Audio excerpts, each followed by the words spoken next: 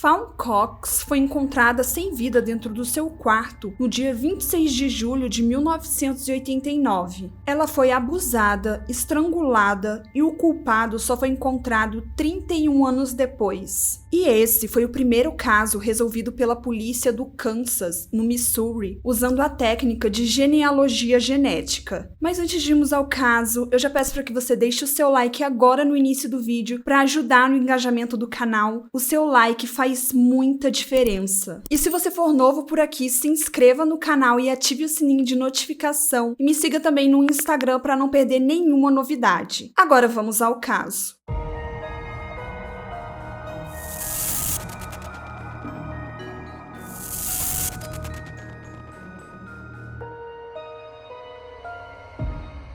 Fawn Mary Cox nasceu no dia 24 de março de 1973 na cidade do Kansas, a cidade mais populosa do Missouri. Ela era a mais velha de 3 irmãs e a sua família morava em uma pequena casa de 2 andares. E como a maioria dos irmãos mais velhos, ela ajudava a cuidar de suas irmãs. Ela frequentava semanalmente a Igreja Assembleia de Deus e no tempo livre ela gostava de nadar. Para ajudar sua família, que sempre foi muito pobre, assim que ela completou 16 anos e estava cursando o primeiro ano do ensino médio, ela arrumou um emprego de meio período em um parque de diversões local. Fawn passou suas férias inteiras basicamente trabalhando. Ela costumava trabalhar até às 11 da noite. Depois ela ia direto para casa, comia algo, tomava seu banho e ia direto para a cama, porque no dia seguinte ela precisava trabalhar novamente. Era uma vida bem corrida. Na noite do dia 25 de julho de 1989, sua mãe e sua irmã foram buscá-la de carro, já que demoraria muito para ela chegar em casa de transporte público. O quarto da jovem ficava no 2º andar da casa. Ela tinha um quarto só para ela, enquanto suas 2 irmãs mais novas dividiam outro quarto. Mas naquela noite, uma de suas irmãs, Amber, que era 1 ano mais nova do que ela, estava trabalhando como um babá para um casal conhecido. E a outra, que se chamava Felícia, e era a mais nova, decidiu dormir no 1º andar, porque à noite estava fazendo muito calor e o único ar-condicionado que estava funcionando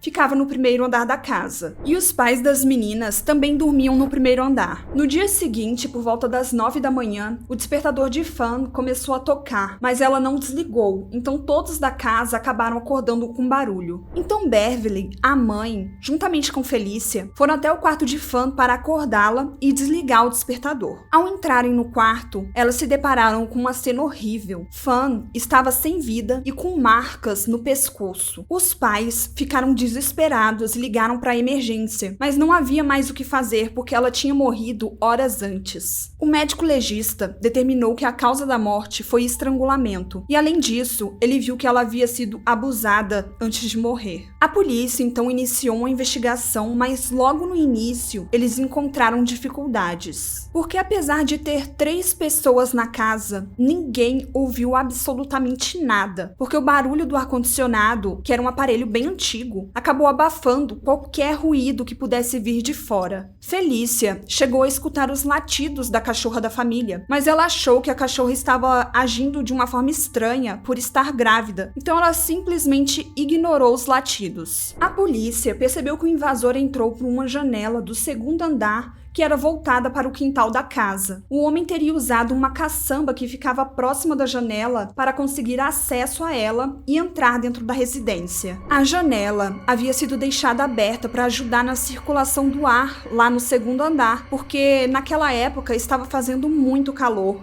Até de noite. A família percebeu que algumas coisas haviam sumido durante a noite, como um console de um Nintendo, um gravador estéreo e um rádio. Outros pertences da família foram encontrados no chão da parte externa da casa, como se o invasor tivesse jogado pela janela para levar quando fugisse, mas algo fora do planejado aconteceu e ele fugiu sem pegar as coisas do chão. Os investigadores analisaram minuciosamente a cena do crime e encontraram alguns fios de cabelo curto, gotas de sangue e resquício de sêmen em cima do lençol. Eles coletaram tudo e mandaram para análise. Eles também encontraram no quarto dela um boné velho do exército que não pertencia à garota, já que os pais nunca a viram usando e também nunca tinham visto aquele boné dentro de casa. Os investigadores também perceberam que o invasor tirou alguns itens de um armário de um dos quartos do segundo andar. E era justamente nesse quarto que Felícia teria dormido se ela tivesse dormido no segundo andar. Os investigadores levantaram a hipótese de que o invasor se escondeu naquele armário enquanto esperava todos da casa irem dormir. Vendo todas essas evidências, poderíamos facilmente presumir que esse caso foi rapidamente solucionado, já que não faltavam provas. Mas infelizmente não foi isso que aconteceu. O teste de DNA já existia naquela época e isso já era um avanço gigantesco por si só, mas ele ainda era bem recente e bem subdesenvolvido. E mesmo que ele funcionasse, não existia um banco de dados genéticos comum. E para tentar ajudar a desvendar esse caso de forma mais rápida, uma organização chamada Crime Stoppers ofereceu a recompensa de $10.000 para quem desse alguma informação que levasse à prisão do assassino. A teoria do detetive Benjamin Caldwell, responsável pelo caso, era de que o assassino conhecia bem a casa, porque ele sabia exatamente por onde entrar e conhecia bem ela por dentro, para saber onde se esconder enquanto esperava os outros irem dormir. Os investigadores chegaram a entrevistar os vizinhos e os parentes da vítima, mas eles não conseguiram nenhuma informação importante. E como a casa estava localizada em um bairro bem pobre e com alta criminalidade, isso dificultou ainda mais o trabalho da polícia. Mas um mês depois do crime, parecia que o caso finalmente teria um desfecho. Uma testemunha que sabia detalhes que só os policiais sabiam foi até a delegacia e apontou 3 adolescentes como possíveis suspeitos. Inclusive, um dos jovens estudava na mesma sala que Fawn. Os policiais então foram fazer uma busca na casa de cada suspeito. E em uma delas, eles encontraram os objetos roubados da casa da família Cox. E nesse momento, os 3 jovens foram presos por possível participação no assassinato. Mas pouco tempo depois, a testemunha se retratou, disse que tinha inventado tudo e parou de cooperar com os policiais. Os garotos negaram qualquer participação no crime. Então a esperança agora estava nos resultados do teste de DNA. Mas quando eles chegaram, o resultado deu como inconclusivo. Um dos jovens chegou a confessar em um depoimento que eles realmente entraram na casa da família Cox, mas eles pegaram os objetos e depois foram embora. Mas não adiantou muito, porque esse mesmo jovem retratou seu depoimento e, assim como a testemunha, ele parou de cooperar com a polícia. Como o teste de DNA deu inconclusivo, os jovens foram liberados, mas um deles chegou a ser acusado do roubo e foi julgado e passou 8 meses na prisão. E desde então, o caso acabou sendo fechado por falta de provas. Mas a família não desistiu, e eles começaram a lutar para que a polícia fizesse um teste de DNA mais avançado. Mas a polícia se negou porque o teste era muito caro para a época, e eles não tinham essa verba disponível. A família se dispôs a arcar com os custos desse teste, com ajudas e doações de pessoas que se comoveram com o caso e gostariam de ajudar, mas isso acabou não indo para frente. Já no início dos anos 2000, os policiais reabriram o caso e enviaram as amostras de DNA para teste de correspondência com um banco de dados de criminosos julgados por cometer crimes violentos, mas as amostras não bateram com nenhum DNA do banco de dados. Com o avanço do teste de DNA, os policiais mandaram as amostras dos 3 jovens que haviam sido presos anteriormente e o resultado tinha dado inconclusivo para o teste que tinha sido feito na época, e eles mandaram para fazer esse teste novamente, e o resultado foi que nenhum dos 3 batiam com as amostras que os policiais mandaram. E isso mostrou que os jovens não tinham nenhuma ligação com o assassinato. Só em 2019, quando o FBI entrou em cena e levou as amostras para testes mais atuais que tinham no mercado forense naquela época, é que o caso teve um desfecho. Usando um teste avançado de genealogia genética, eles finalmente chegaram a um nome. O assassino de Fawn Cox era Donald Cox Jr. e ele era primo de Fawn.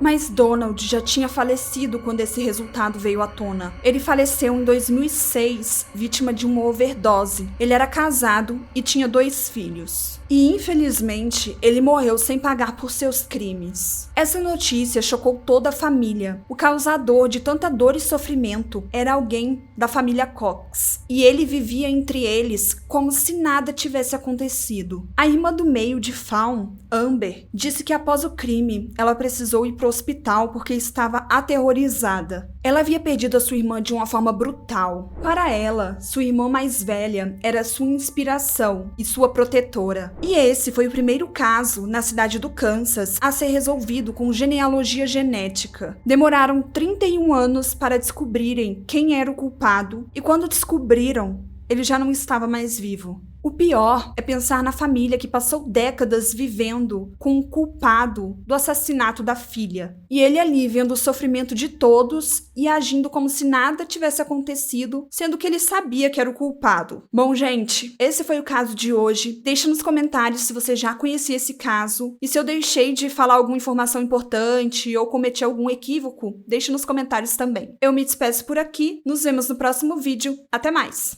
Tchau!